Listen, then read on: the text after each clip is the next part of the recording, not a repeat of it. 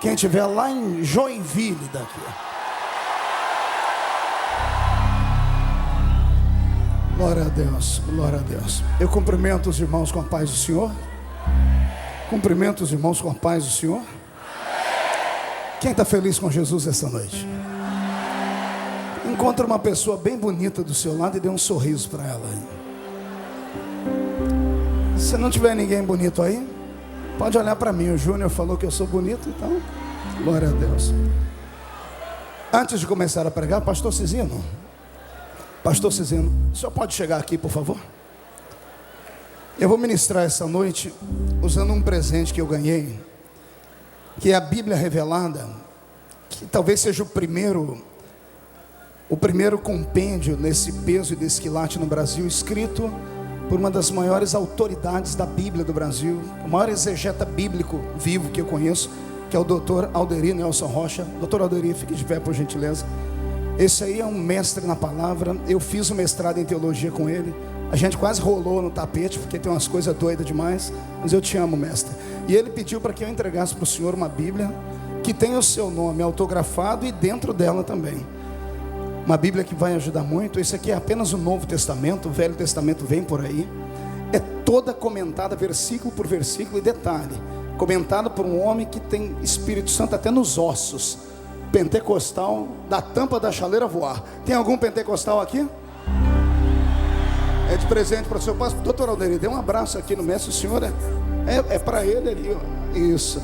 Esta Bíblia você pode encontrar nas minhas bancas aqui do lado esquerdo e direito, e também na banca de quem? Do pastor Abílio também, do pastor Anderson. Acho que você encontra essa Bíblia por aí. Tem poucas edições aqui. Amém, irmãos? Respire fundo só um pouquinho, respire fundo. Esses dias aqui no Gideões têm sido especiais. Vocês perceberam que durante todos os dias não houve fundo musical. Quem percebeu isso aqui? Pastor Reuel pediu para que eu transmitisse um recado. Os fundos musicais que foram tocados nos últimos anos aqui tinha como fonte de inspiração um homem chamado Yanni. A música em si não faz mal a ninguém, mas o vaso que tange o instrumento, esse é perigoso. Só fomos descobrir isso há 2 anos atrás. Tem 2 anos que eu não uso mais o fundo musical do Yanni, porque ele é pagão e ele não adora o mesmo Deus que nós. Por isso que tem mais de 2 anos que eu ando com a minha muleta aqui, né? Que é o Roberto Marinho. Para quem não conhece, é um menino que tocava para o pastor Benny Hinn nos Estados Unidos da América e agora toca com a gente aqui. Alguém perguntou para mim, pastor, qual é a diferença de tocar um instrumento e de tanger? Você vai ver agora. Tocar é o que o Yanni faz. Olha o que é tanger o instrumento. Roberto, só não pode demorar, já devia estar tocando.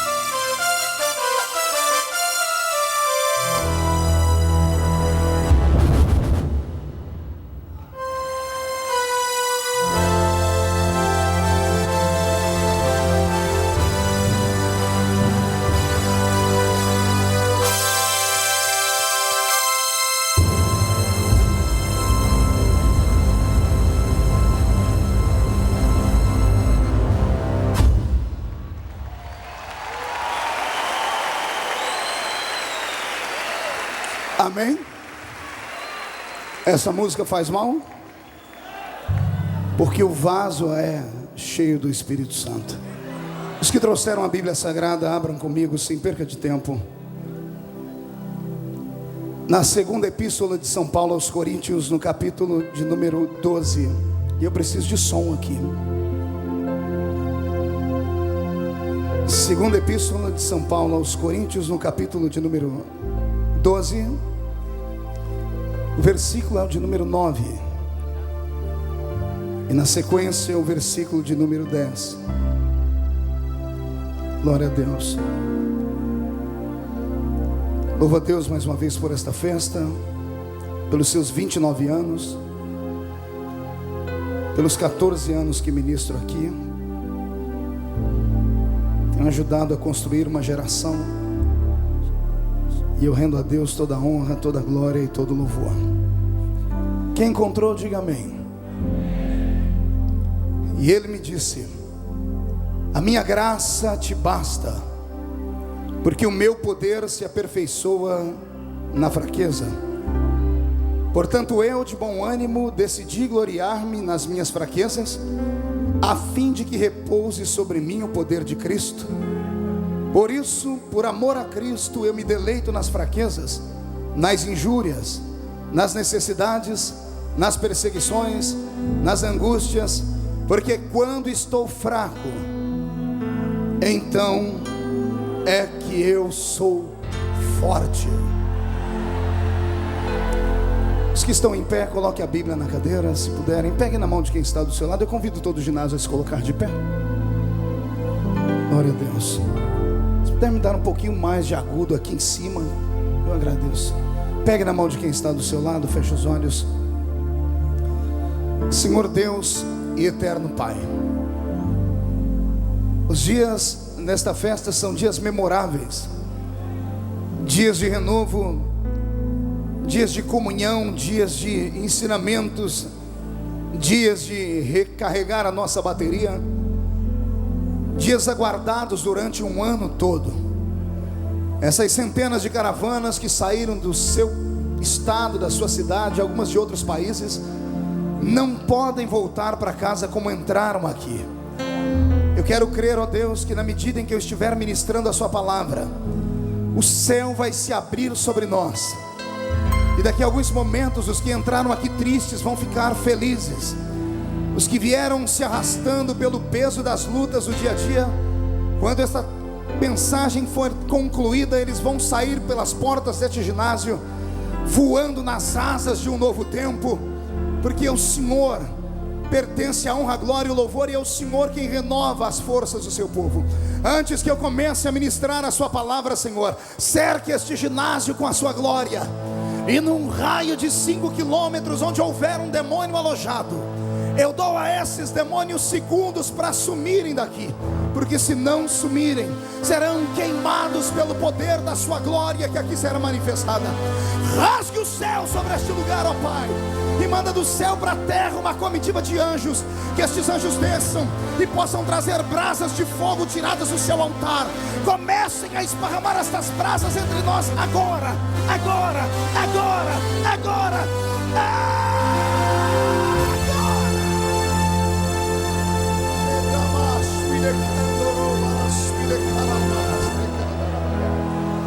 Fala conosco e fala poderosamente, em nome de Jesus. E a igreja diz amém, amém.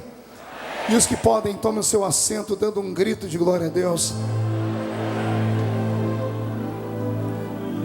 Amados em Cristo Jesus, noiva do Cordeiro, simpatizantes da nossa fé, amigos que vieram de perto, de longe, autoridades constituídas, amigos de trabalho, eu orei ao Senhor para que me desse uma direção, para que a mensagem desta noite ficasse para sempre marcada nos nossos corações.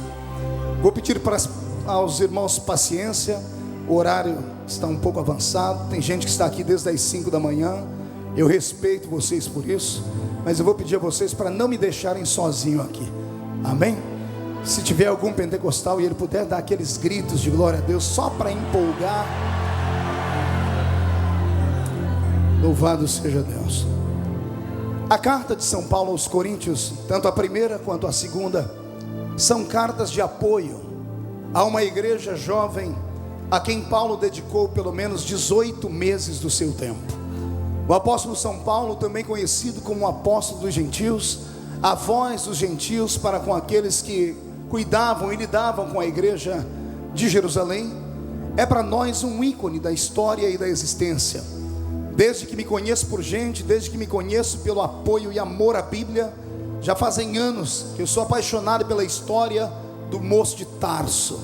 Tarso era a sua cidade, capital da Cilícia, uma província romana que na época em que ele era ainda um garoto crescendo, era administrada por um imperador que tinha uma habilidade com a guerra muito grande. O imperador Augusto, que no seu tempo fez proezas acerca de Roma e para Roma. Neste período em que esse menino é apenas um guri, um garoto, ele teve a sorte de ter uma mãe piedosa que tentou dar a ele a cultura do seu tempo. E Paulo foi ensinado, quando garoto ainda, nas artes e nos conhecimentos dos essênios, na arte e no conhecimento dos romanos. Tudo isso ficou impregnado na alma daquele moço, e ele então tornou-se um dos maiores fariseus do seu tempo. Nos dias de hoje a palavra fariseu tem um sentido estranho no nosso ouvido, como se pessoas fossem hipócritas. Mas um fariseu no seu tempo, no tempo bíblico, nada mais era do que uma pessoa que tinha herdado condições espirituais apontadas para ser um grande líder. Era isso que Paulo tinha dentro de si, nas suas veias. Não bastasse isso, estudando um pouco mais a história dele, eu descobri que esse jovem moço da cidade de Tarso era alguém pujante, que veio de uma família abastada, e por ter uma família abastada e ainda por cima ser da tribo de Benjamim, aqueles que conhecem a Bíblia Sagrada devem se lembrar que quando Moisés empreendeu a batalha para sair do Egito e caminhar pelo meio do deserto, indo em busca de Canaã, a primeira tribo que veio com ele, que acreditou na palavra dele, que entregou a ele o seu coração, foi a tribo dos benjaminitas. E os benjaminitas tinham então um apreço especial, faziam parte da nobreza de Israel.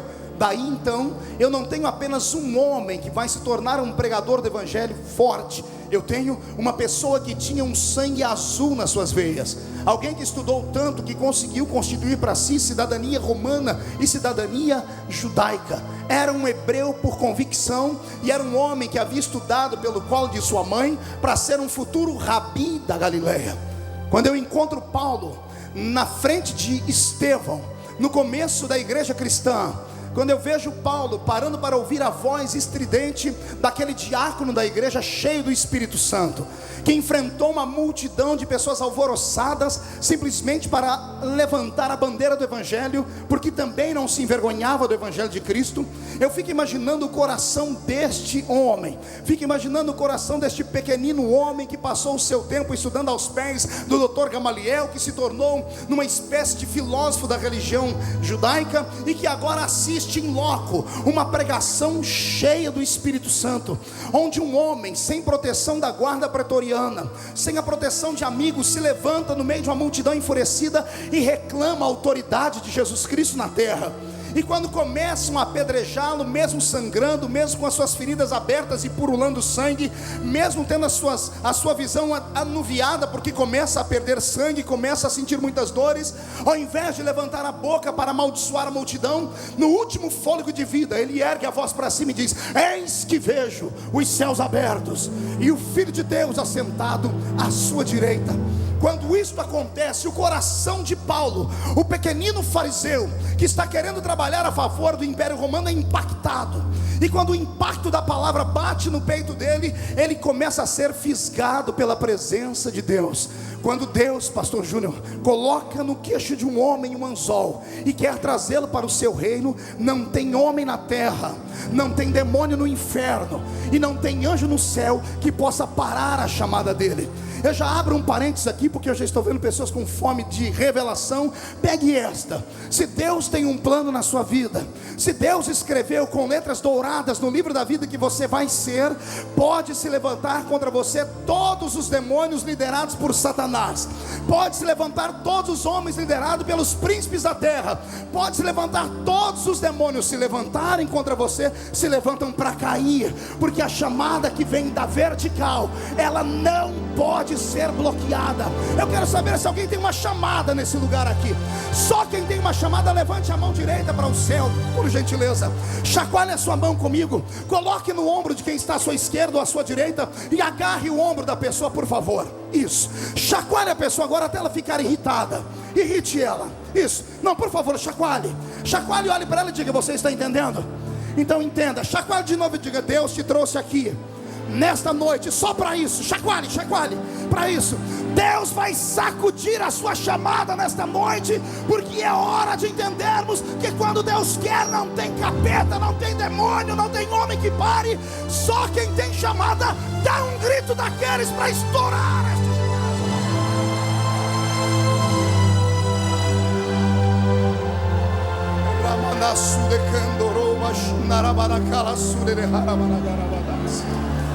Quando eu vejo o apóstolo São Paulo com ira, com raiva, porque as palavras de Estevão deixaram ele endemoniado, as palavras de Estevão deixaram ele possesso. Todos esperavam que ele gritasse, pastor Abílio, obrigado por ter ficado para me ouvir. Imagine, senhor, todos esperavam que aquele homem fosse surtar, que aquele homem fosse rogar pragas e amaldiçoar, e de repente eles escutam ele liberar a sua segunda frase de efeito. Além de ver o céu aberto e Jesus assentado à direita do Pai, ele ainda diz assim: eu vou copiar a sua frase da cruz, Jesus. Pai, perdoa-os, porque eles não sabem o que estão fazendo. Satanás entrou no coração de Paulo, e um homem de 1,5 metro de altura saiu dali pensando, Matos, amigo, que era uma mistura de Arnold Schwarzenegger com o Exterminador do Futuro, literalmente. Ele achou que podia parar a força da igreja que estava nascendo.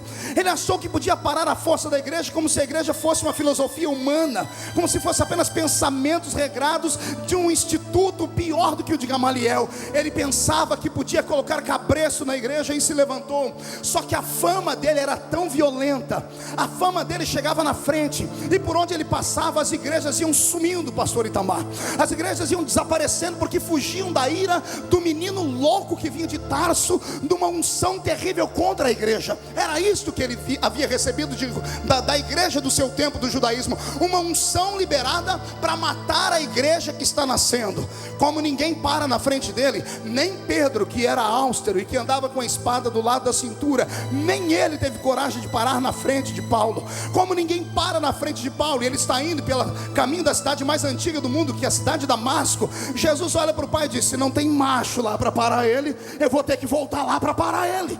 E é isso que acontece. Paulo está cantando de galo, batendo no peito, dizendo: já tenho cartas, vou matar essa igreja, vou acabar com essa história, vou botar essa heresia debaixo do meu pé. Quando ele está indo, quem é que aparece para ele no meio do caminho de Damasco? A figura etérea, a figura eterna, a figura gloriosa, aquele de cabelos brancos como a alva lã, aquele de olhos como chama de fogo, aquele com os pés reluzentes como latão que saíra da fornalha, aquele com a roupa de linho branca cingido pelo ouro feito pelos anjos. Ele aparece, põe o dedo no nariz dele, pastor Paulo Marcelo, e diz: quem é você para parar a minha igreja? Quem é você, seu pequeno anão de jardim, para querer parar a minha igreja? Você vai ver com quantos paus se faz uma canoa agora. Duro é para ti recalcitrar contra os meus aguilhões. E Deus põe uma cegueira nele, e o moço passa 3 dias de jejum. Olha para o seu irmão e diga: prepare o lombo só um pouquinho. Diga: vai doer só um pouquinho, tá bom? Eu não sou de bater muito, é só um pouquinho. E agora que ele está preparado em jejum e oração, lá na sede da igreja de Jerusalém está o profeta que recebe o salário da igreja, o maior líder que a igreja tinha na área profética. E ele se levanta agora, está lá no seu momento de oração, não sei se na primeira hora do dia, na segunda, na terceira. Eu sei que uma voz divina entra dentro daquela sala e diz para ele: Ananias, levanta-te, anota o endereço, é uma rua chamada Direita, Você vai encontrar na casa de um certo Simão curtidor, um homem pequenino, não vai pela aparência dele, é 1,5 m, calvo, meio caolho, tamanco da perna, porque caiu no meio do caminho agora. Não se mete com ele, só coloque o azeite na cabeça dele e unge ele para o meu reino, tá bom? Eu imagino Ananias com o coração saindo pela boca, pegando o chifre de azeite, pegando a pastinha e a credencial da sua igreja, e quando ele vai colocar a mão na porta, ele resolve fazer a pergunta que a maioria de nós faz: Senhor, quem é que o Senhor vai levantar? Qual é o nome dele? Deus devia ter ficado quieto, mas não ficou. Deus confessou para ele, achou que ele ia ficar alegre, disse: o homem que você vai ungir chama-se Saulo de Tarso. Ananias já está com a mão na porta abrindo, ele fecha a porta de uma vez, põe um lastro, põe a mala num canto, põe um chifre de azeite, o doido diz: Senhor, vamos conversar direito. O Senhor tem certeza que é ele? O senhor tem certeza que aquele moço é esse mesmo, Ananias? Senhor, mas ele não é aquele fariseu louco? É ele, Ananias. Senhor, mas ele não é um homem que mata as pessoas? É ele, Ananias. Senhor, mas não é ele que quer matar a igreja? Há indícios que ele matou pessoas. Senhor, ele ficou com o despojo de Estevão na mão, Senhor. É ele. E Deus dizendo: é ele. Aí Ananias solta a besteira: Senhor, mas ele não presta. Senhor, mas ele não vale nada, Senhor. Deus se ajeita no trono, deve ter pegado na alça do trono esquerdo, direito, olhando para os anjos, dizendo: eu não pedi a opinião dele, eu não estou perguntando para ele quem é, eu mandei. Quem pode manda, quem tem juízo obedece. Ele é só o profetinha da igreja. Eu sou o dono da igreja. Sou eu que sou o dono da igreja. Eu levanto quem eu quero, eu uso quem eu quero, eu levanto no tempo que eu quero. E se eu quiser abater alguém para levantar outro, eu faço também, porque a igreja é minha e as portas do inferno não prevalecerão contra ela.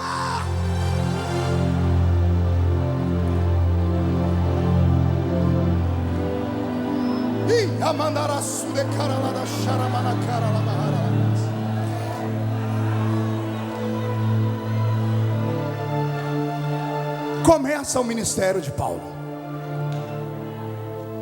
Após a unção, seus olhos se abrem e ele tem uma sensibilidade divina. Ele abre a boca e começa a pregar para os irmãos que estão naquela casa. Não se contém, vai para o meio da rua.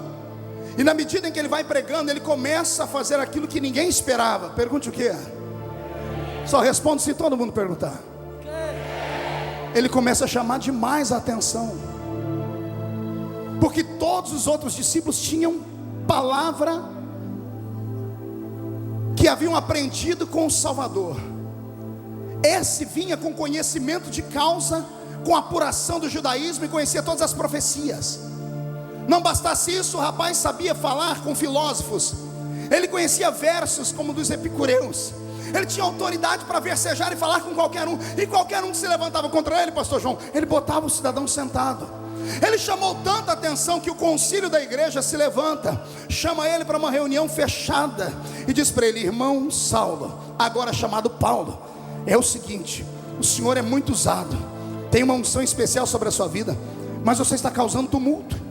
E como o senhor está causando tumulto, é melhor o senhor se esconder por um tempo, até a poeira baixar.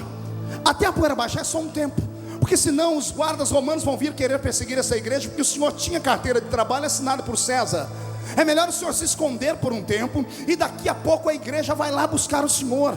Eu imagino ele, pastor Joel, novo convertido, crendo, porque o novo convertido acredita em qualquer coisa, principalmente quando vem da boca de um pastor, principalmente quando vem de alguém que é ungido e tem autoridade. Então ele diz: vocês vão me buscar mesmo? Pode ir tranquilo. O menino pega o que sobrou dele, o que sobrou do despojo de César, senta no lombo de um dromedário ou de um jumento, irmão Matos Nascimento, e volta para Tarso. Quando ele chega em Tarso, ele é rejeitado pela família, porque agora ele se diz que é cristão.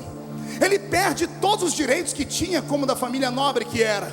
Ele agora, mesmo sendo poliglota, não encontra serviço nem para dar milho para porco. É aí que ele tem que usar uma das aptidões que todo nobre tinha naquele tempo, que era, além de saber coisas do conhecimento alto, todos os nobres daquela época aprendiam uma cultura de trabalho braçal, só para manter entre eles o equilíbrio. Estou certo, meu mestre? Era assim que faziam as pessoas, para que não subisse para a cabeça deles o orgulho. Então toda criança nobre era ensinada, de quando criança, a fazer alguma coisa, e ele aprendeu tecelagem. Como agora ele precisa comer e não tem família, como agora ele precisa de casa e não tem casa para morar, o que é que ele faz? Ele abre um pequeno comércio e começa a costurar tenda. Mas dentro do coração dele, toda noite vem a voz dos apóstolos que disseram: fica tranquilo, a gente já vai te buscar. A gente já vai te buscar, Charles, fica tranquilo. E passa um mês e ninguém vem, mas a esperança ainda bate no peito dele. Passa um ano e ninguém vem. 2, pastor Napoleão Falcão. 3, 5, 10, 14 anos. E eu repito, 14 anos. Olha para alguém do seu lado e pergunte: você aguenta tanto tempo assim? Você aguenta uma promessa que era para ontem? E as pessoas te isolarem por causa da sua chamada, e as pessoas te bloquearem porque você, como disse o pastor Júnior ontem, é um esquisito, porque você tem algo que ninguém tem, porque você faz aquilo que ninguém faz. Eu queria mandar um recado para esses assassinos de profetas. Eu queria mandar um recado para esses homens e mulheres que vivem de maldizer a vida da gente, que ficam perseguindo a gente pela roupa, pelo cabelo, pela cor da pele, que ficam perseguindo a gente porque a gente tem uma voz diferente, porque prega assim, porque prega assado. Amigo, não foi você que me ungiu, não foi você que ungiu a gente. Quem ungiu foi aquele que está lá em cima. Vai falar com ele, vai reclamar com ele.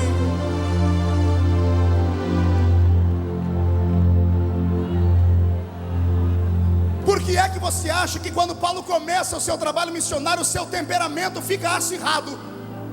Paulo tem o sangue nos olhos. Paulo não tem papas na língua. 14 anos abandonado, a mágoa que cresceu dentro do coração dele tornou ele uma pessoa dura, tornou ele uma pessoa de difícil relacionamento. Mas o seu temperamento não impediu a unção de Deus que estava sobre a vida dele. 14 anos depois, sentado no lombo de um jegue, para na porta da tenda dele um outro crente. Esse era abastado também, era rico, presbítero da igreja, cujo nome era Barnabé, um ilustre desconhecido para todos nós. Por causa dos seus dízimos altos, foi ungido naquele tempo a pastor, e deram para ele a pior congregação só para inglês ver. Deram para ele a igreja de Antioquia ou Antioquia, uma igreja pequenina, uma igreja onde os crentes daquele lugar tinham a cor da sua pele diferente, a sua posição financeira era diferente, eram pessoas desprivilegiadas, portanto nenhum dos figurões da igreja queriam pastorear aquela igrejinha. Então mandaram esse nosso irmão Barnabé ir pastorear aquela igreja. Barnabé era rico, era um homem fiel e era temente a Deus. Antes de sair, ele orou ao Senhor e pediu a Deus que desse uma revelação. E por revelação, o Santo Espírito, enquanto ele orava, diz: é para separar não Barnabé sozinho, separe Barnabé e aquele isolado, esquecido, cujo nome é Paulo. É aí que Barnabé busca esse moço Paulo. A história diz que quando ele entra dentro da tenda, a raiva, a melancolia de Paulo, tudo misturado junto, fazia Paulo nem cumprimentar, nem com bom dia, nem com shalom, nem com boa tarde, nem com boa noite. Apenas queria ouvir das pessoas o que elas queriam. E Barnabé diz para ele: amado irmão Paulo, é chegado o tempo. O senhor ainda tem vontade de ser obreiro? O senhor ainda tem vontade? A chamada ainda bate no seu peito? A história diz que Paulo não responde com palavras. Ele levanta, pastor Júnior, e começa a quebrar toda a tenda, começa a arrancar tudo que tem, vai amarrando numa trouxa, pastor Marco Pereira. E depois que ele arruma tudo, ele vai para fora, sem dar atenção a Barnabé, e coloca tudo no lombo de um dromedário, de um camelo. Senta no lombo do dromedário e Barnabé está lá dentro. E Paulo grita: ei, irmão Barnabé, vamos embora, já estou atrasado, faz 14 anos. Faz 14 anos que o azeite está em mim. Eu estou ungido há 14 anos, vamos embora. Eu abro um parênteses para falar para você o que vai acontecer depois desses Gideões. Quando você entrar pela sua cidadezinha ou pela sua cidade grande, quando entrar naquela igrejinha pequena ou naquela sede, Deus vai começar a mover as águas. Eu profetizo que Deus vai começar a mover as águas. Irmãos, a chamada de um homem, ela é uma estratégia divina, é um jogo de xadrez. Deus vai fazer com que o rei caia, para que a sua peça possa ser levantada. Eu quero profetizar que daqui a alguns anos eu vou estar dividindo púlpito com alguns de vocês. Eu vou estar vendo alguns de vocês serem erguidos. Quem pega essa profecia? Se você pegar ela, tire o pé do chão e voa.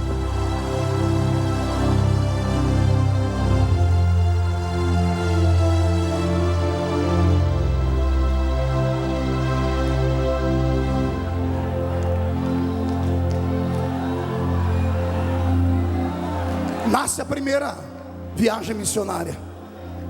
Ao entrar na igreja de Antioquia, Deus vira tudo. E a igreja de Antioquia cresce, estoura. Não com a pregação de Barnabé, mas com sinais que Paulo começa a fazer. Paulo começa a empreender um estudo sobre sinais, prodígios e maravilhas. Na sua segunda viagem missionária, ele está quase com a doutrina dos dons estabelecida. É na sua terceira viagem missionária que, passando pela Grécia, ele entra por uma cidade chamada Corinto. Qual o nome da cidade? E passa nessa cidade 1 ano e 8 meses. Quantos anos? Aí acontece aquilo que ninguém esperava. Pergunte o quê? As outras igrejinhas foram estágio. Agora ele entra numa cidade grande e começa a pregar com vida. Começa a pregar com uma unção tão grande que a igreja em Corinto estoura em crescimento. E quando a igreja estoura em crescimento, ele deixa de ser apenas um missionário de igrejinha perrengue e passa a ser agora missionário cofundador de uma igreja gigante, de uma igreja abençoada. E agora, como ele estava no apogeu do seu ministério, já com a doutrina dos carismas do Espírito na cabeça, ele começa a ensinar a igreja sobre os dons espirituais, começa a ministrar sobre a igreja os dons espirituais. Resultado, nasce a igreja mais poderosa daquele tempo. Uma igreja tão ungida que para entrar dentro do culto você tinha que pegar uma senha antes. Eu disse que tinha que pegar o que, igreja? Pergunte para quê? Para saber que hora que você podia profetizar. Porque todos os membros da igreja tinham a marca do poder do Espírito Santo neles. Ah, Jesus, esse é o meu sonho. É o meu sonho nesse país. É poder entrar nas igrejas e ser recebido pelos profetas da entrada até o altar. Eu quero crer que Deus pode transformar a sua igreja numa igreja dessa. Alguém quer? Alguém quer? Mas você vai saber lidar com uma igreja assim? Respire fundo, murcha a barriga, estufe o peito. Vamos encenar. Aqui agora é Corinto. Olhe para a esquerda. Esse irmão aí tem o dom de interpretação de línguas. Olhe da direita. Esse tem o dom de discernir espíritos. Olhe para trás. Esse aí tem o dom da sabedoria e a palavra do conhecimento. Olhe para frente, toca no ombro da frente, vê o rosto dele. Esse tem o dom de profecia. E olha lá para aquele canto, aquele lá tem mistérios e prodígios. Olha para aquele outro lá no fundo, aquele onde põe a mão a doença sai. Era a igreja estabelecida em Corinto, possuída pela glória do Espírito Santo.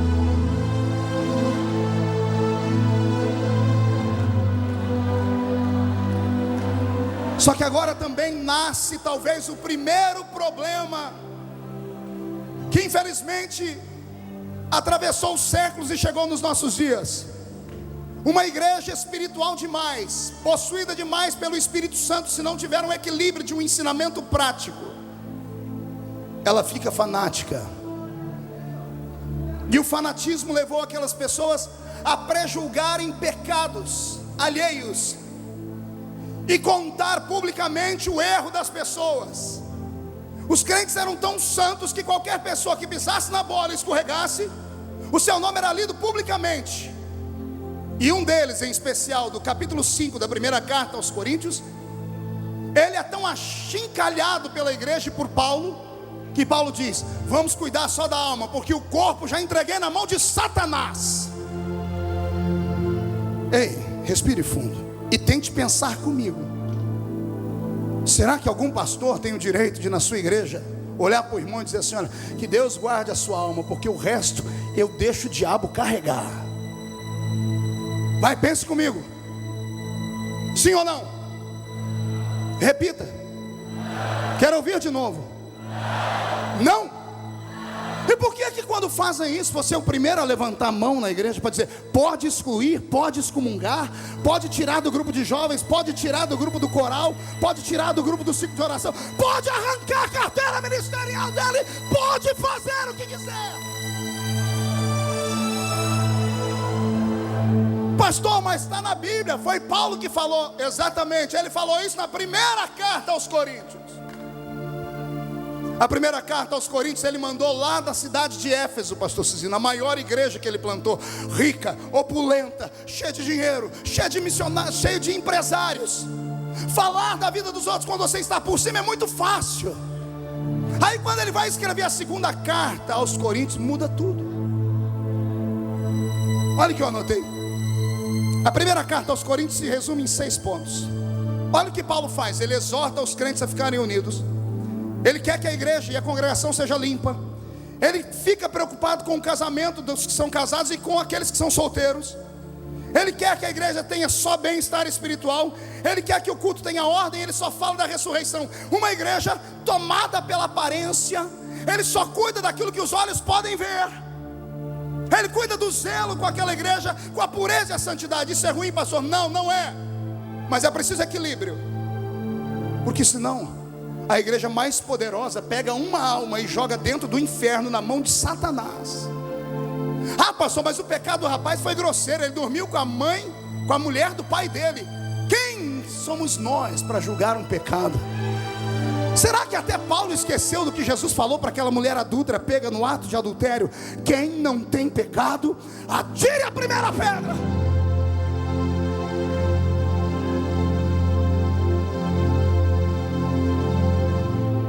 A primeira carta aos Coríntios é uma carta de bater. Paulo está purificando, levando a igreja a um estágio de pureza tão grande, santidade, glória, unção e palavra e revelação e dons, que esta igreja começa a ficar orgulhosa por ser tão poderosa e se acha no direito de mandar embora os sujos, se acha no direito de excomungar as pessoas. Será que nós esquecemos aquilo que eles esqueceram? De que quando ligamos alguma coisa na terra, é ligada no céu. E que o caminho inverso é que se quando desligamos alguma coisa na terra, é desligada do céu também.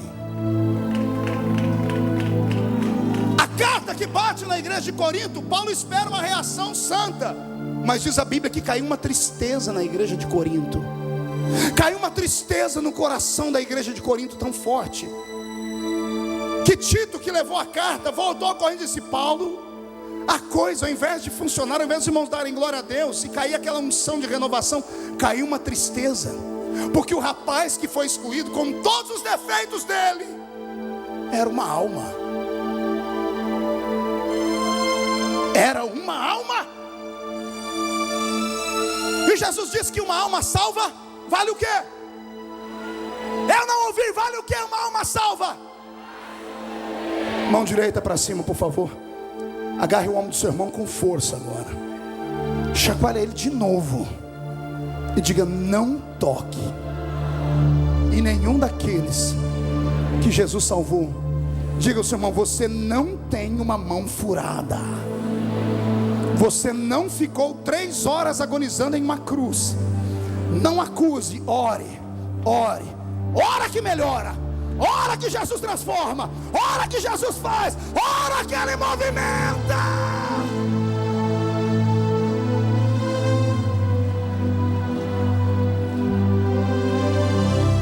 E agora, eu não sei para onde vai essa mensagem, porque eu fui estudar a segunda carta aos Coríntios, pastor Cícero. E a segunda carta aos Coríntios só tem um cerne dela: é perdão. É perdão, restauração. Filinto, o cidadão que falou tanto e bateu no rapaz, agora está arrependido. Mas ele não está arrependido porque a igreja de Corinto ficou triste. E aqui começa o meu sermão. Agora ele não está mais em Éfeso. Paulo agora está vindo da Macedônia. É da Macedônia que sai essa carta. 7 ou 8 meses depois, ele sabia que a igreja não recebeu bem aquela carta. Quando Tito volta e conta para ele: olha, caiu uma tristeza na igreja, Paulo diz assim: os que querem que aceitem, os que não querem que saiam. A igreja não existe por eles, eles existem pela igreja. Se quiser fica aqui, se não quiser vai embora. Só que no fim do ano 44, o mesmo Paulo pega uma caneta, aleluia, escreve a segunda carta aos Coríntios. E sabe o que ele faz? Ele confessa à igreja que aconteceu alguma coisa com ele lá na Macedônia.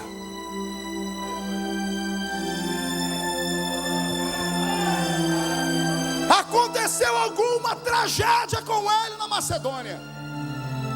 Porque ele escreve assim: eu descobri que eu não sou um super-homem. Meu bispo, eu descobri que eu não sou tão forte. Não é que apareceu um mensageiro do diabo. Não é que eu descobri que eu também tenho um espinho na carne. E aqui é a parte mais gostosa do texto, porque os apologistas fazem de tudo para santificar a imagem de Paulo. Aí eles dizem que o espinho da carne dele era doença, que o espinho da carne dele era problema nos olhos. Por isso ele escreveu à igreja, aos Colossenses: o amor de vocês por mim é tão grande que vocês, se pudessem, me dariam seus olhos. Começam a pensar que é doença na carne, mas não é. Porque Paulo faz profundo, ele diz: é um espinho. O espinho é aquilo que incomoda. É um espinho na carne. É um espinho aonde, igreja? No espírito? Na alma? Na mente? Aonde? Ai, meu Deus, faço a pergunta ou não faço?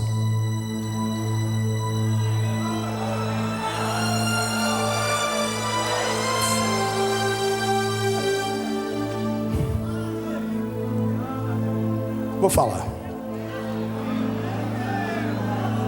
Se o espinho está na carne de Paulo, eu quero saber em que parte da carne está o espinho. Me ajude a pensar. Será que o espinho estava nos olhos? Porque os olhos são da carne também. Será que ele via algo que não podia ver? Será que o espinho na carne de Paulo era nos pés? Será que ele ia onde não devia ir? Será que o espinho era na mão? Será que ele pegava o que não devia? Será que o espinho era... Eu deixo você pensar.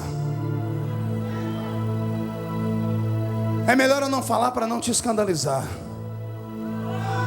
Pastor, mas Paulo, sim senhor. Pastor, ele escreveu a metade do Novo Testamento. Sim senhor, é esse mesmo. Homem igual a mim e a você, feito do mesmo barro, do mesmo pó da terra, passível dos mesmos erros e defeitos. A única coisa que ele tinha de diferente é o que você também tem. Deus te chamou, foi com a sua cara, e ninguém tem nada a ver com isso. A mesma coisinha que você tem é o que ele tinha.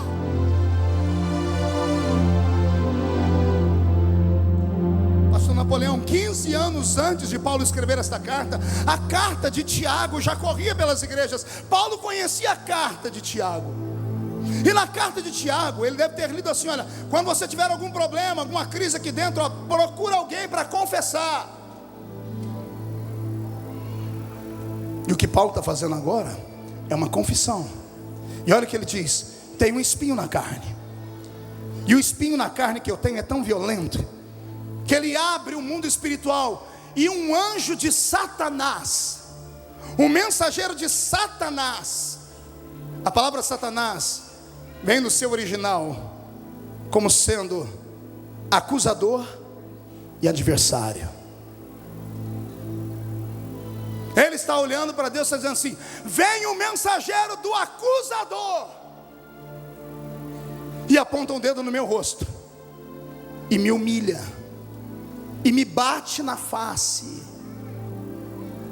Não há nada mais humilhante para alguém do Oriente Médio do que você dar um tapa na face dele.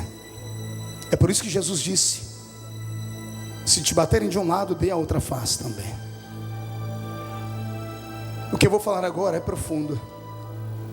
Paulo começa a sofrer porque acontece alguma coisa na vida dele que deixa ele com a consciência perturbada. Ele guarda algumas coisas no coração e deixa para revelar depois. E num futuro distante ele começa a escrever à igreja dizendo assim: olha, houve um tempo na minha vida, viu, que o bem que eu queria fazer, eu não, mas o mal que eu não quero, eu. Ei, mas é Paulo, o escritor da Bíblia, o homem cheio do Espírito Santo, o homem que botou o dedo no nariz de Pedro. Ele escreve isso aos Gálatas com orgulho, dizendo assim: eu chamei Pedro para um acerto de contas e mandei ele descer. É um homem que tem autoridade. Mas o homem que tem autoridade está dizendo que ele é igualzinho a gente, é igualzinho a mim e a você. Pastor, que mensagem é essa? É a mensagem que a igreja precisa ouvir antes do arrebatamento. É a mensagem que tem que fazer os gideões avançar. É a mensagem que tem que sair daqui hoje para curar esses milhões de enfermos que estão jogados pelos cantos. Queremos tanto ganhar almas que estão lá fora e devemos fazer isso. É isso que essa missão faz. Mas mais do que isso, pastor Cizino, o Congresso dos Gideões, ele tem sido um congresso de restauração de vidas. O senhor me disse semana passada aqui que o senhor encontrou uma mulher dentro de um avião, dizendo que uma mensagem daqui curou o coração dela. Uma mensagem pregada neste púlpito aqui, ela tem um poder avassalador. É por isso que o diabo pega os seus mísseis e miram contra a minha vida e a vida de todos que estão aqui. Mas se a gente aguentar o tranco, o diabo é igual um pitbull. Ele late como um pitbull, melhor dizendo, mas não passa de um vira-lata. Você bate o pé 3 vezes e ele sai correndo. E é isso que vai acontecer depois dessa noite. A igreja que aqui está reunida vai sair para resgatar aqueles que estão afundados e foram afundados pelas nossas mãos. Eu quero profetizar, irmã, que o seu filho que foi jogado para fora da igreja por causa do cabelo, por causa do jeito dele ser, porque não queria colocar a roupa para dentro. Eu preguei esses dias atrás em Minas Gerais, e uma mãe chegou e me disse: pastor, o meu filho foi excluído porque ele chegou na igreja de tênis branco. O pastor disse que crente não põe tênis, crente põe sapato. E o meu filho agora está nas esquinas fumando crack. Eu quero, em nome de Jesus Cristo, agarrar esse espírito de religiosidade barata, que pegue Deus, esses fariseus, e coloque eles no devido lugar deles. A igreja de Jesus Cristo não para a sua missão no amor. Se tem alguém que concorda comigo, por favor, nesse momento, extravase a sua emoção dando glória a Deus.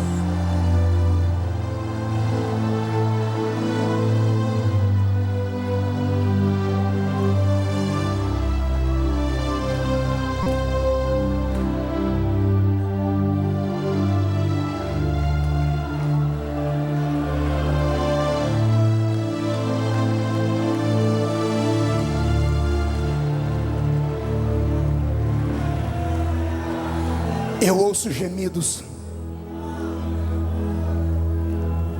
de pessoas que estavam ano passado nessa festa e esse ano não puderam vir, porque escorregaram, porque caíram, porque descobriram que eles eram humanos. Eu imagino quantos estão assistindo a internet nesse momento aos prantos, com o coração doendo. Existem pessoas que durante essa festa não puderam glorificar a Deus ainda, porque vieram numa caravana e todo mundo fica olhando para você. Quando você ameaça dar uma glória a Deus, todo mundo diz: ei, calma aí, abaixa a bola. Você está disciplinado, você está excluído, você não está em comunhão. Eu quero nessa noite, além de profeta, como sacerdote, liberar uma palavra para você. O cordeiro já foi imolado, o sangue dele ainda tem efeito sobre a sua vida.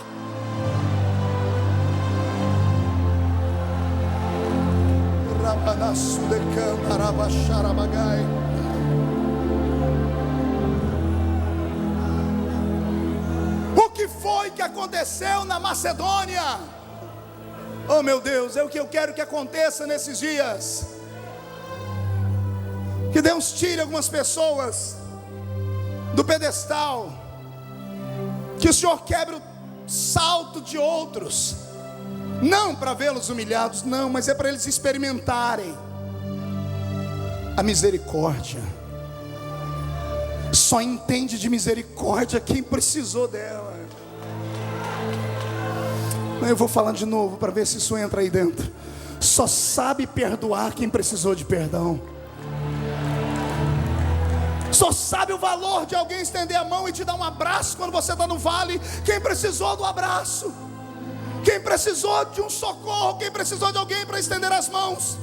Nesta noite eu profetizo que o diabo vai sair daqui com a boca esbugalhada. Deus vai quebrar ele no meio.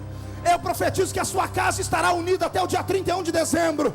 Eu profetizo o seu ministério restaurado dentro de 3 meses. Se não for naquela paróquia, será em outra paróquia. Não existe ex-ungido, não existe ex-chamado.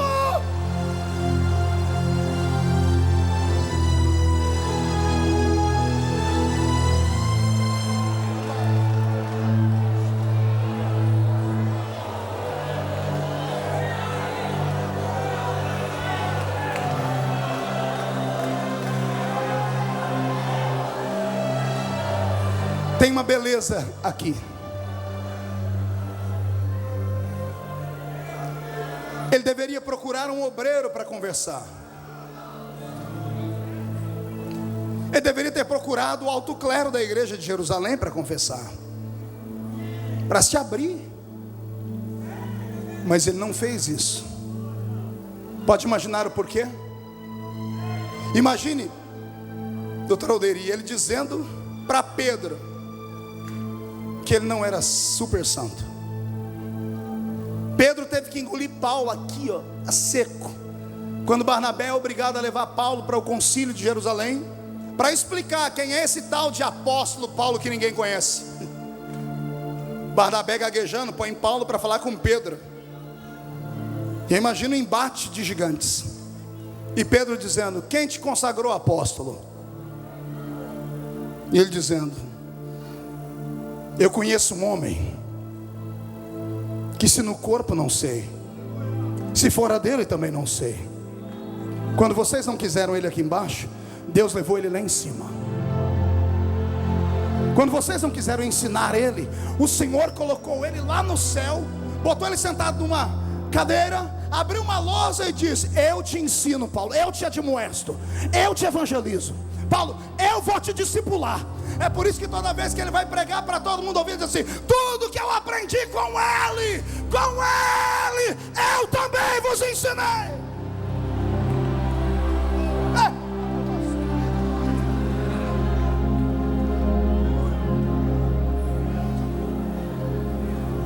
Imagina ele falar: irmão Pedro, eu preciso de socorro e ajuda.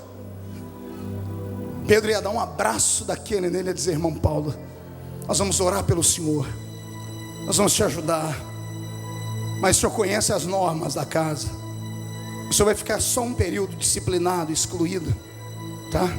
Vai ficar só entre a gente aqui.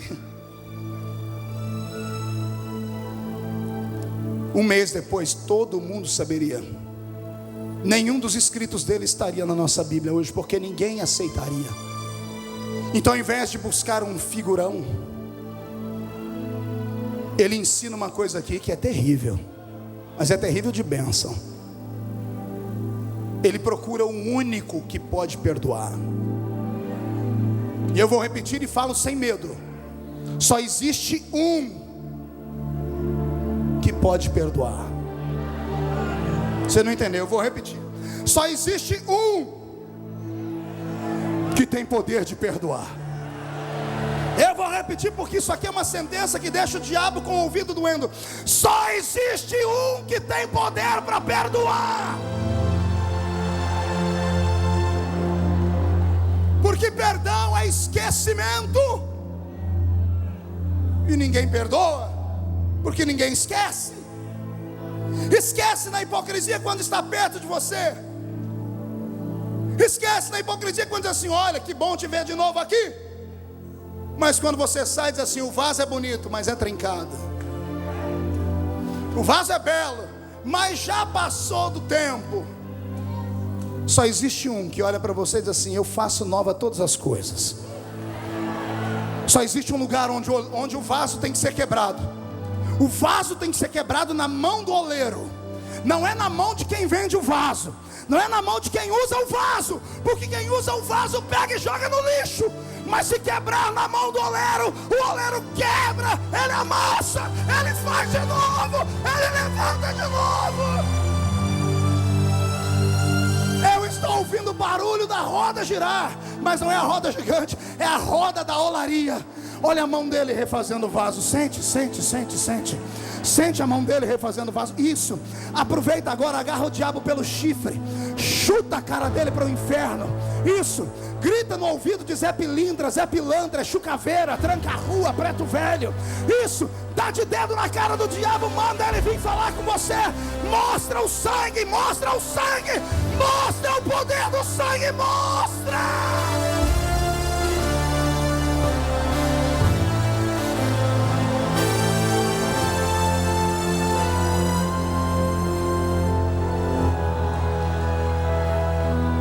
Eu tenho uma palavra de Deus para você.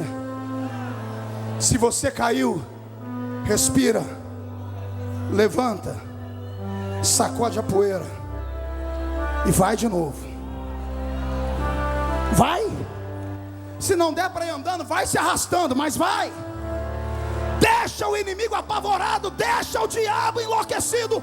Deus está dizendo que a glória da segunda casa será maior do que a da primeira.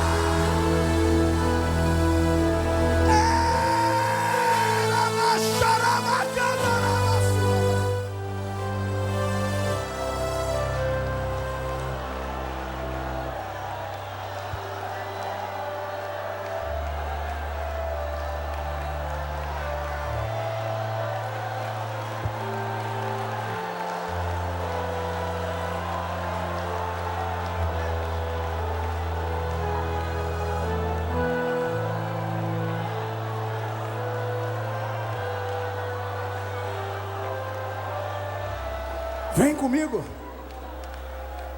Ouça o barulho das prisões se quebrando. Esta é a noite que o Senhor escolheu para devolver para você tudo que foi roubado.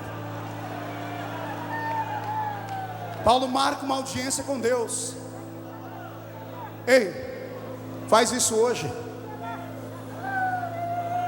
Se não der tempo de fazer isso aqui no meio, se você está constrangido de quem está do seu lado, lá no hotel, na casa ou lá na praia, arruma um canto,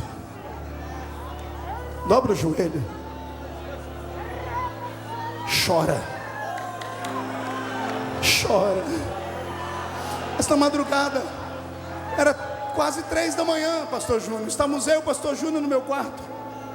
Entrou uma alma falida, machucada. Disse a mim a ele: eu estou com uma 765 carregada para me matar. Estou mentindo, pastor Júnior? Eu disse: por quê? Que ele disse: porque até anteontem, quando eu tinha alguma coisa para oferecer, eu era o tal. Aí eu entrei no inverno da vida. Aprenda isso, crente. Você que está vivendo o verão e a primavera, que tem tudo pela frente, brilho, cheiro e cor, cuidado, o outono vem aí. E o inverno também. E quando vier o outono e o inverno, é aí que você vai ver quem é seu amigo. É aí que você vai ver quem é que está do seu lado. É aí que você vai ver quem é que te ama. Se te amam pelo que você é, ou se te amam pelo que você tem. Aguenta o inverno. Não dá brecha para o diabo. Não se mata, não dá tiro na orelha, não bebe cachaça. Se mergulha no fundo. Espera a tempestade passar daqui a pouco. Aqueles que achavam que você estava morto vão ter que olhar e ver, mas não é que ressuscitou de novo. Não é que está de pé de novo. Não é que está de pé de novo. Eu quero que o diabo vá se lascar no inferno. A chamada é do céu, a glória vem do céu.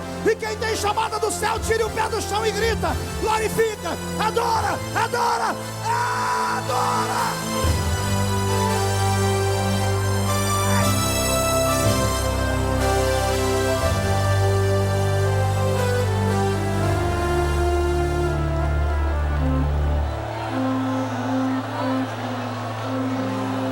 Eu quero dar uma resposta aos caluniadores nesta noite. Quem estava aqui ontem? Quem lembra disso aqui?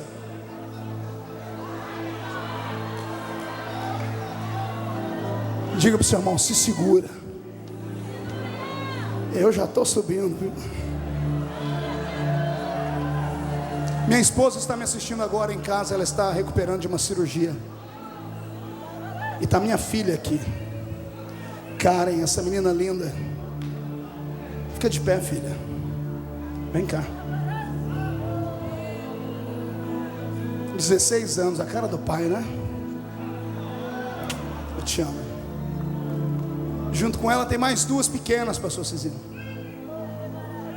Há 3 anos atrás eu sofri a pior calúnia da minha vida. Eu passei pelo fundo do poço, porque não tinha uma alma para estender a mão e me ajudar. Contavam os dias para me ver morto. Eu me desesperei. Eu tomei uma estrada para me matar. Eu perdi a vontade de viver. Sabe por quê? Quem prega e canta só sabe fazer isso, pastor Cizino. Eu até estou político hoje, mas eu sou pregador. Tanto é que quando eu vou lá para aquele plenário, a Laurete fica orando em espírito, né? Eu não sabe o que vai. Até que esses dias eu lendo o regimento interno da casa, eu descobri que qualquer deputado pode usar a Bíblia para falar.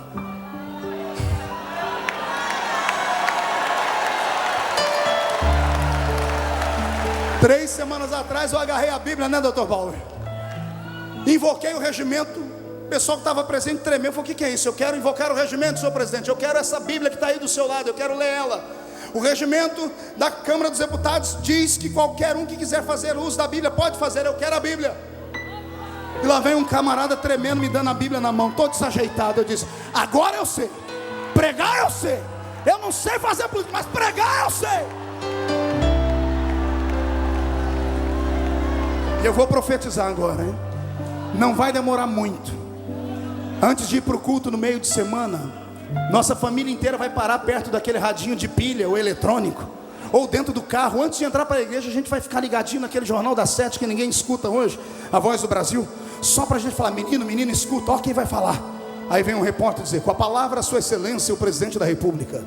E o presidente da república vai começar dizendo, eu cumprimento os compatriotas brasileiros com a paz do Senhor. Você crê nisso? Então dá um berro, dá um salto, dá um grito. Ninguém para a sua chamada.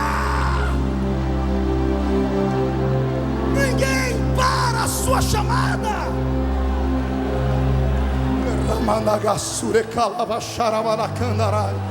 Eu estou sentindo um tremor de terra. Satanás está regurgitando. Vai, sai da toca agora. Sai da caverna, Elias. Sai da prisão, Pedro. Deus está dizendo que terminou o tempo da angústia. É hora da exaltação. É hora da exaltação. É hora da exaltação.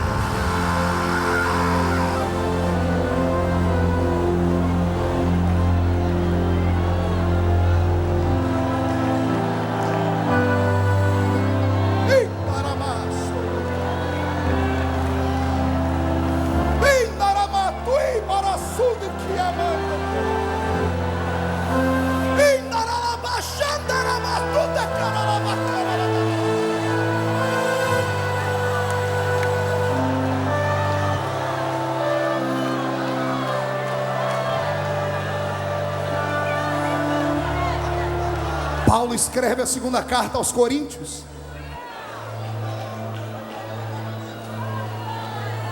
Um coração na mão, arrependido por ter excluído o menino.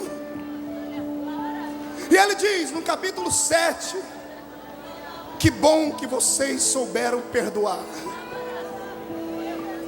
Que bom que vocês não foram a favor da minha palavra de mandar o corpo dele para o inferno. Paulo faz o meia-culpa, Carlos Moisés, meu amigo. Paulo faz o meia-culpa dizendo, que bom que vocês não desgraçaram a vida dele, porque eu quase desgracei. E aí, como a consciência dele está pesada, ele se joga aos pés de Deus e diz, Senhor, tem um espinho na minha carne também. O mensageiro do meu acusador já me bateu no rosto. Eu sou um miserável.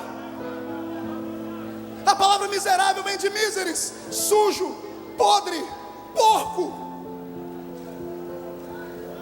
Eu sou tudo isso, Senhor.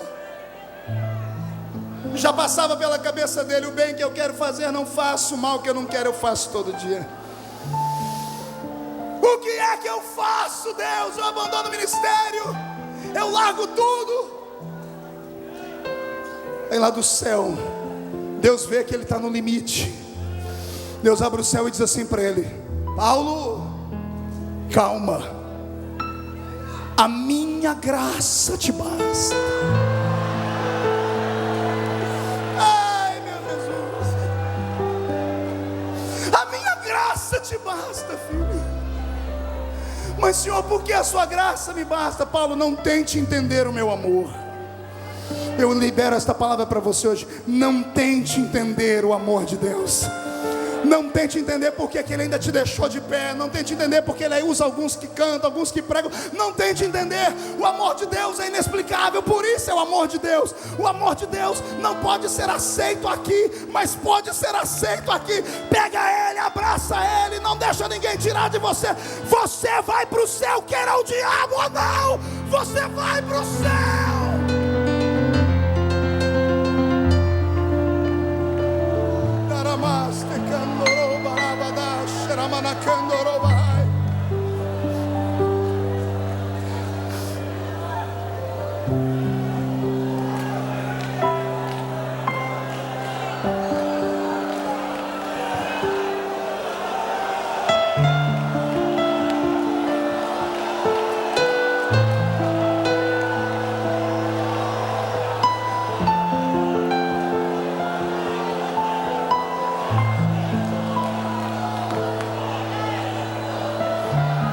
Aguenta, escute, aguenta. Não dê ousadia ao seu inimigo. Se te mostrares frouxo no dia da angústia, verão que você é fraco. Aguenta. Seu filho pode estar morto no segundo andar da casa, e na rua estão perguntando: como vai você? Você tem que erguer a cabeça e dizer: vai tudo bem. Pode estar leproso no meio das cinzas, sem mulher, sem filho, sem amigos, sem riqueza. Não dê ousadia ao diabo, não te mostre fraco. Deixe ele pensar que ganhou, e você agarra o caco de telha, põe no peito como se fosse um troféu, e depois levanta bem alto e grita: mas eu sei que o meu Redentor vive, e em breve se levantará.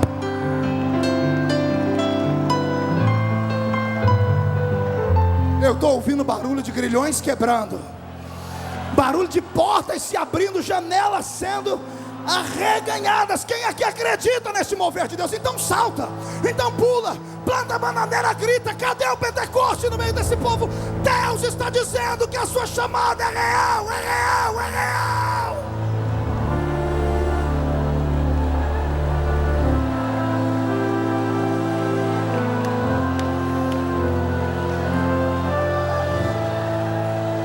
E para encerrar,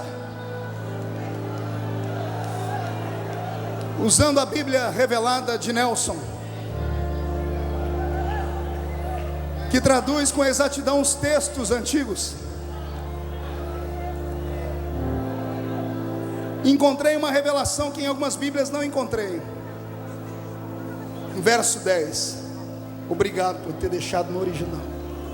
Paulo diz assim: por isso, por amor a Cristo, eu me deleito nas fraquezas,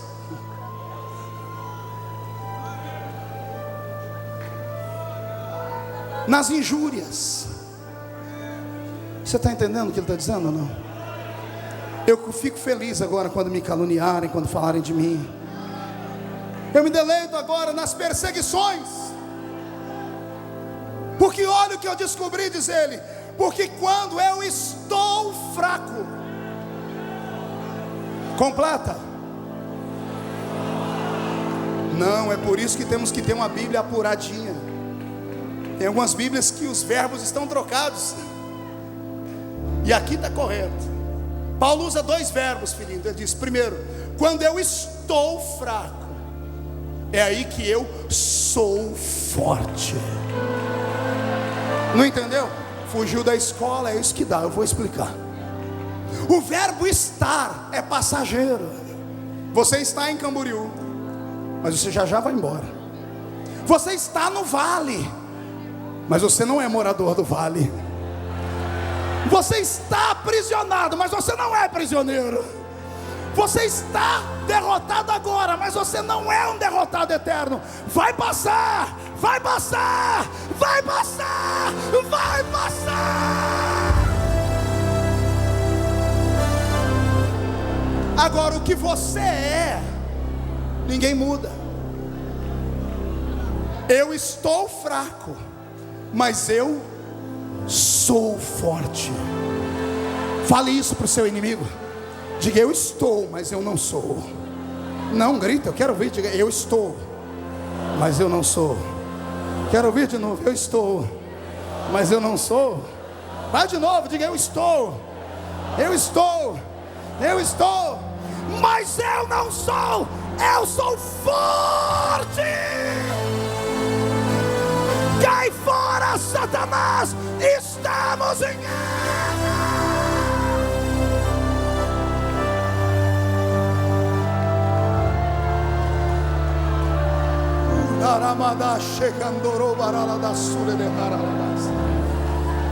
Toda a igreja de pé.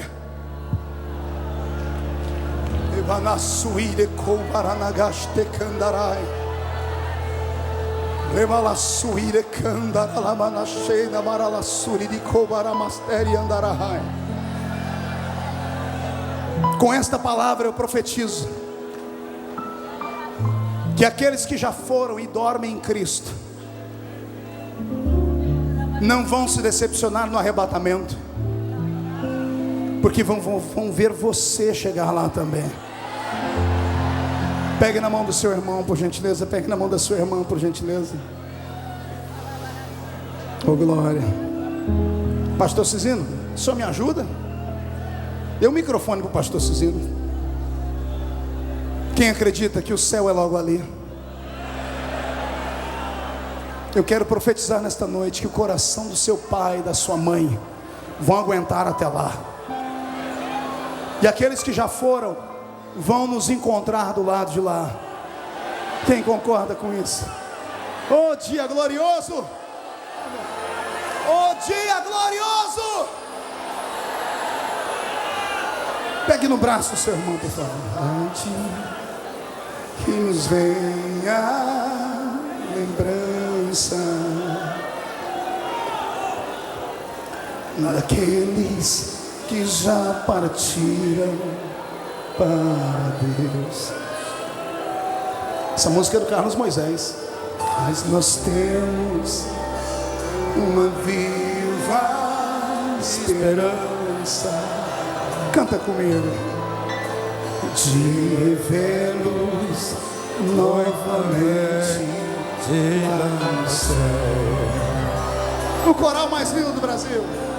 Eu verei meu Pai, lá verei minha mãe, lá verei Isaque, Jacó, lá verei Abraão e serei seu irmão. Lá verei meu Jesus com as marcas nas mãos. Quem crê nisso, grita aí, vai lá. Lá verei o meu amigo Paulo. Quero dar um beijo nele. Lá verei Pedro, Tiago e João. Mas primeiro eu quero ver o meu mestre.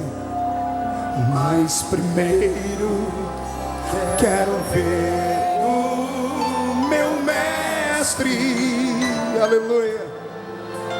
E amá-lo de todo o meu coração. O coro é mais fácil. Lá verei meu Pai, lá verei minha mãe, lá verei Isaque, Jacó, lá verei Abraão e serei seu irmão, lá verei meu Jesus com as marcas nas mãos. Feche seus olhos e cante esse pedaço.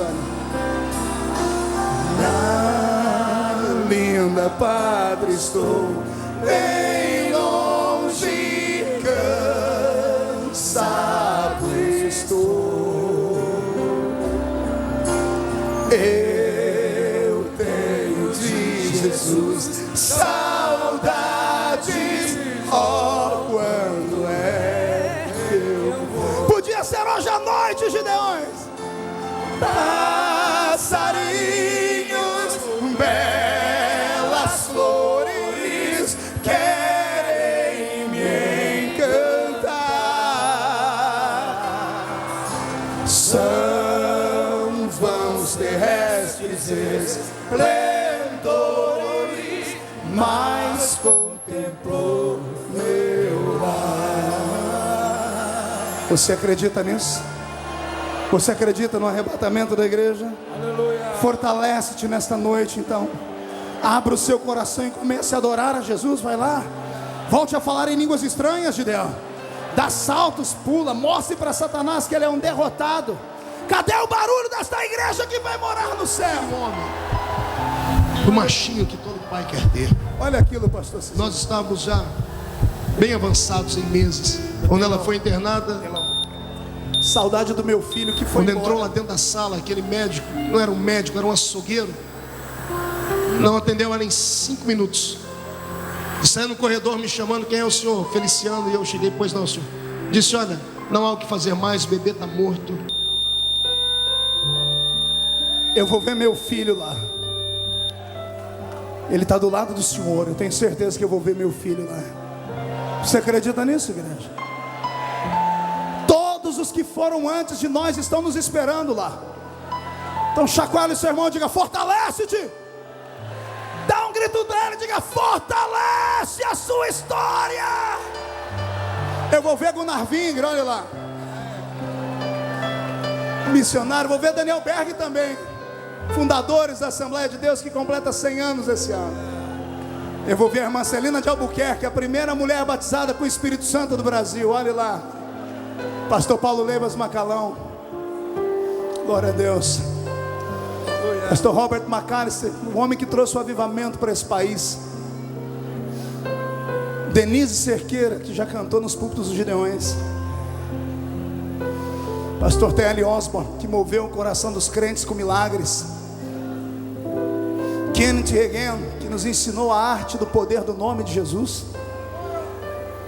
Pastor Túlio Barros, glória a Deus. Eu verei lá, olha lá, Pastor Nilson Amaral Fanini, das igrejas batistas. Pastor José Santos, grande homem do Senhor. Pastor José Pimentel, que partiu esse ano. Aleluia. Pastor Fuad Moisés, família Voz da Verdade. Pastor Nelson Zinarati, Voz da Verdade também. Pastor Moisés Malafaia pregou, morreu pregando no púlpito onde eu estava pregando. Vanderlei Ensen, esse é para você, Mateus. Vanderlei está esperando a gente lá. Lilian Ferrão, Voz da Verdade. Oh meu Deus, que saudade. David Wilkerson, faleceu essa semana, o homem que escreveu A Cruz e o Punhal. Oh glória. Eu tenho te tomado por minha própria mão. Eu não quis falar. Tu tens caminhado segundo o meu próprio caminhar. Pastor Luiz Eu Antônio tenho profetizando. cumprido tudo o que te prometi. Filho, eu tenho te guardado e tu sabes disso. E tu sabes que minha obra contigo é mais do que tem chegado até agora. E tu sabes ainda, filho, que outras dimensões espirituais e ministeriais eu tenho para colocar-te na tua vida. Eu falo contigo esta noite, filho, por uma razão. Eu sei que lá no fundo do teu coração há apreensões. Eu sei que no fundo do teu coração há preocupações. Eu sei que no fundo do teu coração até raízes de amargura têm tentado se formar. Eu não tenho permitido, mas o ataque tem sido terrível e tu sabes disso, e eu também sei disso. Filho, eu tenho compromisso contigo e tu sabes que eu tenho. Eu falo diante de toda esta multidão para provar que eu é que sou teu Deus, que eu te levantei, que eu te escolhi, que eu te separei. Aleluia! Quem é que pode parar aquilo que Deus levanta? A sua história será tão forte quanto essa. Lá verei meu Pai, lá verei minha mãe, lá verei Isaac e Jacó, lá verei Abraão e serei seu irmão, lá verei meu Jesus com as marcas nas mãos.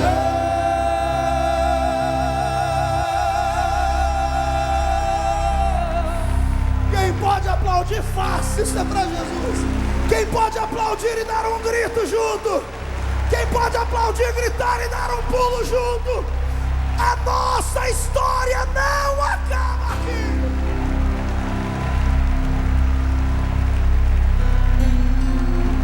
Irmã Lauriette, prepare um hino para cantar, por favor.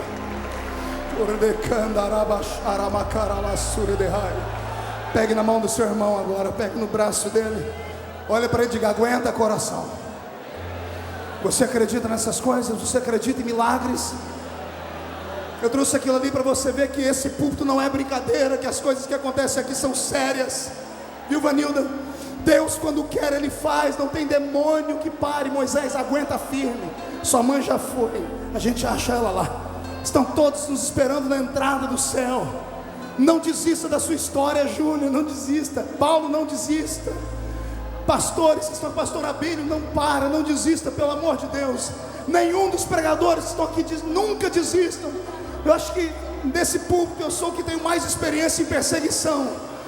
Foram muitos os ataques, mas olha onde Jesus me colocou hoje, em destaque, longe do alcance dos homens, autoridade constituída, e continuo cheio do Espírito Santo ainda. Meu amor, você que está assistindo aí em casa, é para você isso. Charles, obrigado, que presente, Deus te abençoe. Eu não sabia disso, pastor. Ele e o Wellington, que é esse menino que está aqui do lado, que cuida do meu programa de TV, que prepararam isso. Posso colocar isso na televisão? Posso mostrar vocês para o Brasil inteiro?